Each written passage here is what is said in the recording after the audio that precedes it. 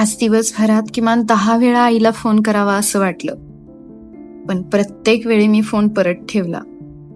कारण मला माहित होतं तिचा पहिला प्रश्न काय असेल, कशी आहेस ग? कारण आईचा विचार आलाय आणि माझ्याकडे त्या प्रश्नाचं उत्तर खरंच नव्हतं. कशी आहेस?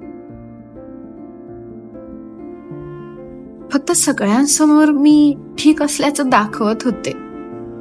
कधी कधी खूप थकवा येतो, कधी कधी खूप भीती वाटते, आणि कधी कधी फक्त कोणीतरी मी आहे एवढंच म्हणावंसं वाटतं.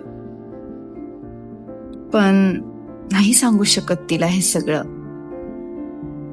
मी खूप थकलीये. काही दिवसापासून खूप कठीण दिवस जात आहेत. मला पुन्हा एकदा लहान व्हावंसं वाटतंय, जिथे सगळ्या समस्या आईच्या मिठीत संपून जायच्या. आणि काय, नाही सांगू शकत इतकं वाटलं तरी. तिची आठवण आणि सगळं काही फक्त संपून गेल्यासारखं वाटतं. तिला भेटावंसं वाटतं, सगळं दुःख संपवावंसं वाटतं. आणि शेवटी मी कॉल केलाच. हॅलो आई. कशी आहेस ग?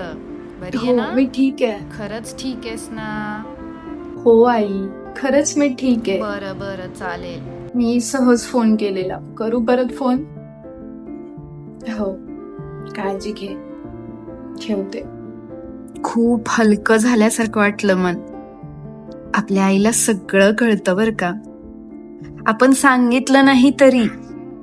आई समोर आपण कितीही मोठे झालो तरी मनाने तिचीच लहान मुलं राहतो. मग आपण कितीही दूर असलो तरी आई ती आईच असते. आईची गरज वयाच्या कुठल्याही वेळेस सापडते बरं का. फक्त आई ती आई असते, हो ना?